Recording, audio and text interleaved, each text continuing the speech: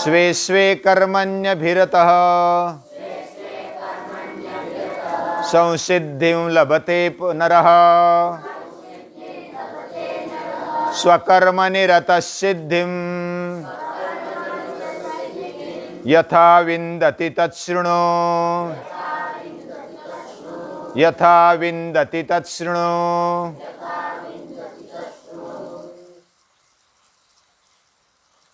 हमें मनुष्य जन्म मिला और मनुष्य जन्म में जो भी कर्तव्य कर्म करना चाहिए, कौन सा करना चाहिए, यह समझने के लिए बुद्धि भी मिली है। उसका उपयोग करते जाना है और हमारे समझ में आता जाएगा। शुरुआत में हमारे माता पिता या तो सहकारी जो बुजुर्ग है या तो कोई शिक्षक गुरु, इनसे हमें मार्गदर्शन लेते हुए अपनी राह खुद बनानी होती है। और यही गीता कहती है। अलग अलग तरीके से भगवान ने जब सृष्टि बनाई तब से लेकर के अभी तक अपना अपना जो भी स्वभाव है उसके अनुसार जो कर्म अपने अपने गुणों के अनुसार करना होता है वो करना चाहिए। और वैसी व्यवस्था भी भगवान ही कर देते हैं। अलग अलग गुण अलग अलग व्यक्तियों में डाल देते हैं। उन गुणों के अनुसार कर्म के अनुसार ये व्यवस्था कर दी है। जैसे हमारा शरीर है, शरीर में हाथ कर्म करते हैं, मुख खाने का काम बोलने का काम करता है, हमारा दिमाग विचार करने का काम, संवेदना पहुंचाने का काम कर देता है, पेट पचाने का काम, सभी को अच्छी तरह से खुराक मिल जाए, ऊर्जा मिल जाए, इसके लिए व्यवस्था करता है। और हमारे पांव इंद्रिय वह कर्म करते हुए सेवा कर लेते हैं। वैसे सृष्टि में भी अगर देखेंगे तो पेड़ों का, पौधों का, पक्षियों का, पंछियों का ऐसा ही दिखाई देता है। वह अपने अपने स्वभाव के अनुसार, प्रकृति के अनुसार कर्म करते जाते हैं और सृष्टि में एक रोल निभाते हैं, एक भूमिका निभाते हैं। उसी तरह ये चातुर्वर्ण्य व्यवस्था है, उसका नियोजन, उसकी व्यवस्था भगवान ने करके रखी है, ऐसा बोल देते। चातुर्वर्ण्यम मया सृष्टम गुण कर्म विभागशः। वो जन्मजात नहीं बोला है, गुण और कर्म के अनुसार ये व्यवस्था मैंने निर्माण की है। कोई ना कोई व्यवस्था होनी ही चाहिए और वो होती भी है। उसके बिना अच्छी तरह से जीवन जीना अशक्य है, मुश्किल है। हमें अगर अच्छी तरह से जीना है तो कुछ ना कुछ एक दूसरे को सहकार्य करते हुए, जैसे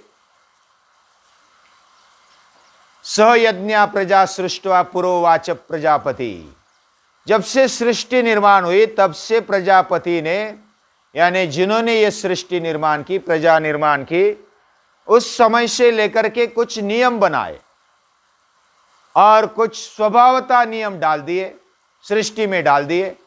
और उनके अनुसार परस्परम भावयन्तः श्रेय परमवाप्स्यथ, एक दूसरे को सहकार्य करते हुए अपना श्रेय प्राप्त कर लेना चाहिए, ऐसी गीता कहती है।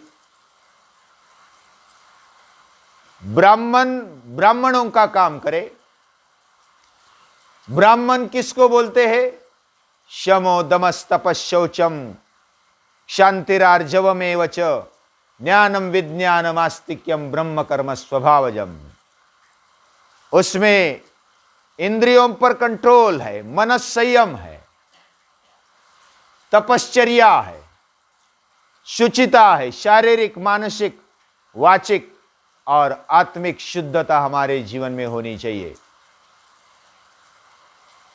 शांतिरार्जवमेव च, अपने जीवन में सुस्थिरता हो, शांति हो और सरलता हो, प्रामाणिकता हो, और ज्ञान विज्ञान के साथ अस्तिक्य भाव हो। अस्तिकता यानी कोई ऐसा अर्थ करते भगवान को मानना, कोई ऐसा अर्थ करते आशावाद को बनाए रखना, यह आस्तिकता है। ऐसे जो लोग हैं वो ब्राह्मण है। ब्रह्म का अर्थ है वेद, वेद का अर्थ है विचार। ब्रह्म जो शब्द बना है वह बृह धातु से बना है। बृह यानी व्यापक होना।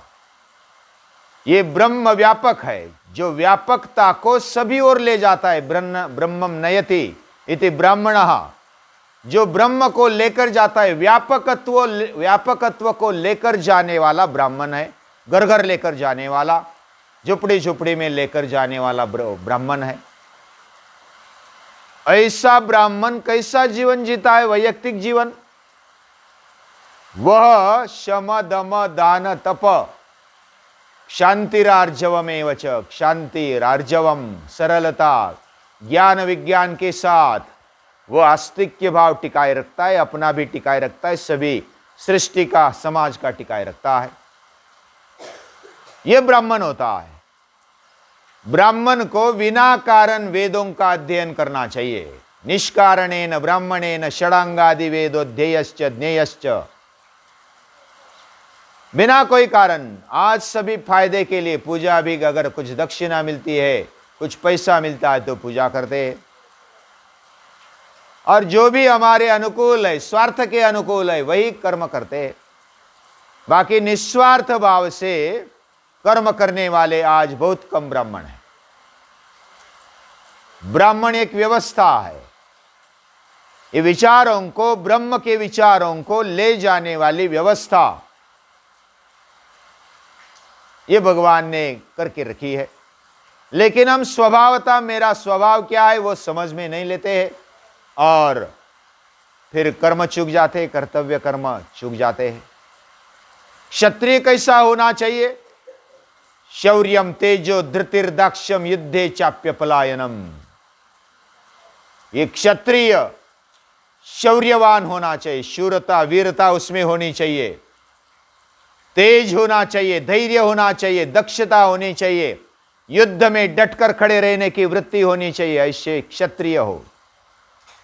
और उसमें दानम ईश्वर भावश्च, दान देने की दानत उसमें हो, और ईश्वर भाव उसमें पूरेपूर हो। आज क्षत्रिय लाचार हो गए हैं। क्षत्रिय केवल लूट रहे हैं। अपनी शक्ति का उपयोग वो दूसरों को तकलीफ देने के लिए कर रहे हैं, और केवल धन के पीछे लगे। धनान्यर्जयध्वम, धनान्यर्जयध्वम, धन को इकट्ठा करो, धन को इकट्ठा करो, अपनी ताकत है उसकी वही उपयोग करो, ऐसा वो सोचते हैं। ईश्वर भाव नष्ट हो गया है। क्षत्रिय अपना क्षत्रियत्व खो चुके हैं। सच्चा शूरत्व वीरत्व क्षत्रियों में खड़ा होना चाहिए, और वो स्वभावता होता है। अर्जुन क्षत्रिय है। अपना धर्म चूकने पर भगवान श्री कृष्ण उसको बोल देते हैं कि ये नहीं चलेगा, तेरा कर्म तुझे करना चाहिए। वही कर्म भगवान के चरणों में समर्पित करके तू अपना कर्तव्य निभा ले, ऐसे भगवान बोलते हैं। तू भाग मत। तेरा कर्म छोड़कर भागेगा तो ये अच्छा नहीं होगा। तो भागने वाली गीता नहीं है, वो भगाने के लिए प्रवृत्त करने वाली भी नहीं है, वो सामना करने के लिए तैयार करने वाली गीता है। गीता ये बहुत ही आश्चर्यकारक तत्वज्ञान बताती है, और इसलिए कोई कोई ऐसा बोलती है कि गीता बहुत ही आक्रामक है। लेकिन वैसा भी सोचो तो भी चलेगा, लेकिन ऐसा नहीं। पूरे संयम के साथ गीता चलने को बोलती है। संयम की भी मर्यादा है, यह भी गीता को मालूम है। केवल आक्रमणकारी रहना, क्रूर रहना, यह भी गलत है। कहां पर किस बात का संयम होना चाहिए, किस बात की मर्यादा होनी चाहिए, गीता जानती है। इसलिए गीता का पूर्ण अभ्यास होना चाहिए। सारा सार उसमें क्या है, सभी ओर से गीता का अभ्यास जब करते जाएंगे तो पता चलेगा। कभी कभी अहिंसा का महत्व बताते हैं, कभी कभी शूरता का, वीरता का महत्व बताती है गीता, कभी कभी क्षत्रियों का, ब्राह्मण का अलग अलग कर्तव्य बनाते निभाने के लिए बोलती है गीता। तो इस प्रकार सभी को मार्गदर्शन करने के लिए एक बार बोलेंगे तो एक विचार आ जाता है, तो हम ऐसा समझते हैं कि गीता ने ये बोला वो बोला, कभी कर्म का महत्व, कभी ज्ञान का महत्व, कभी भक्ति का महत्व, ऐसे गीता बताती जाती है। लेकिन इसमें से सारांश रूप में हमें लेना है। वैश्य कैसा होता है? कृषि गो रक्ष वाणिज्यम वैश्य कर्म स्वभावजम। कृषि यानी खेती करना, गो रक्षा यानी गाय का रक्षण। गाय का रक्षण करना ही केवल गो रक्षा नहीं होता, गो के अलग अलग अर्थ है। गो का अर्थ जैसा गाय है वैसा गो की रक्षा भी होनी चाहिए। जैसा क्षत्रिय के पीछे एक उपाधि लगाई जाती, गो ब्राह्मण प्रतिपालक, यानी गाय ब्राह्मणों का प्रतिपालक। ऐसे शुरुआत में राजा के पीछे जो छत्रपति थे उनके पीछे ये उपाधि लगाई जाती थी। गो का अर्थ जैसा गाय, गायों का भी पालन होना चाहिए। कृष्ण ने भी गायों का पालन किया, गोवर्धन उठाया। ऐसे कृष्ण ने बताया कि गो रक्षा होनी चाहिए, यानी हमारी वाणी की रक्षा होनी चाहिए। वाणी यानी गो। और दूसरा गो का अर्थ है इंद्रिय। इंद्रियों का रक्षण होना चाहिए, उसको सही दिशा मिलनी चाहिए। गो का अर्थ है नेत्र। हमारे नेत्र सही दिशा में जाने चाहिए, उनको सही कार्य मिलना चाहिए। हमारा बहुत सारा कार्य आंखों से होता है, अभ्यास होता है, निरीक्षण होता है, हमारा दृष्टि कौन बनता है, ये सब आंखों से होता है। आंखों को सही रास्ता दिखाना, उसकी रक्षा करना, मतलब वो अनाप शनाप न देखे, भद्र देखे, कल्याणकारी देखे। भद्रं कर्णे भी शृणुयाम देवा भद्रं पश्ये माक्ष वीर्य जत्राः, ये वेद बताते। यानी आंखों की रक्षा होनी चाहिए, गो रक्षा है। वाणी की रक्षा होनी चाहिए, गो रक्षा है। वाणी का ऐसा ही उपयोग कर दिया, हम बोल दिया, किसी को भी उद्वेग हो जाता है। कोई ने बोल दिया, हमें उद्वेग हो जाता है। अनुद्वेग करम वाक्यम सत्यम प्रियहितं च यत्, वह सत्य होना चाहिए, प्रिय होना चाहिए, हितकारी होना चाहिए। ऐसी हमारी वाणी होनी चाहिए। और उसी प्रकार गो का अर्थ है बाहु। बाहुओं का रक्षण होना चाहिए। जो वैश्य है उन्होंने बाहुओं का रक्षण करना चाहिए। जो क्षत्रिय है वह अपने धर्म का रक्षण करे, कर्तव्य कर्म का रक्षण करे। इसके लिए उनको क्या कम है, वह देना, उसकी व्यवस्था करना, ये वैश्यों का काम है। और जैसे कृषि गोरक्ष वाणिज्यम, वाणिज्यम भी होना चाहिए। जिधर कम है, जैसा पवन हवा, जिधर कम हवा है उधर वो बहती है। जैसे पानी जिधर गड्ढा है उधर वो जाता है, गड्ढा भर देता है। वैसे ही जो वैश्य है उन्होंने धन का विनियोग करना चाहिए। जो माल है, या तो वस्तु है या तो पदार्थ है, उसका अच्छी तरह से विनियोग वैश्यों द्वारा होता है, वाणिज्य के द्वारा होता है। लेकिन आजकल वाणिज्य यानी झूठा बोलना, दूसरे को लुभाड़ना और पैसा कमाना, बस वाणिज्य हो गया। उसको ही वाणिज्य बोला जाता है। लेकिन वाणिज्य एक व्यवस्था है। इसको अगर भगवान को अंदर डालते हुए, भगवान को केंद्र में रखते हुए इसको करते हैं तो बहुत ही अच्छा वाणिज्य हो जाता है। यानी जैसे हमारा शरीर जैसा मुख खाता है उसने ही रख लिया तो कैसा चलेगा। अगर पेट में डाल दिया, पेट ने रख लिया तो पेट बढ़ेगा, भ्रष्टाचार हो जाएगा। वही अन्न, अन्न का रस सभी शरीर में जाना चाहिए, हर एक अवयव को मिलना चाहिए, ऐसी व्यवस्था हो। उरु तदस्य यद्वैश्यः, यानी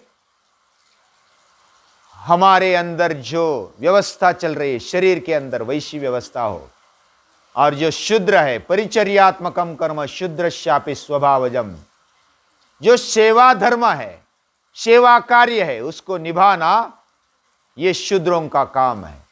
आजकल के शूद्र कौन है? तो डॉक्टर है, इंजीनियर्स है, सॉलिसिटर्स है, या तो अलग अलग कलाकार है, वह सब शूद्र है। वो लोगों को सेवा देते हैं।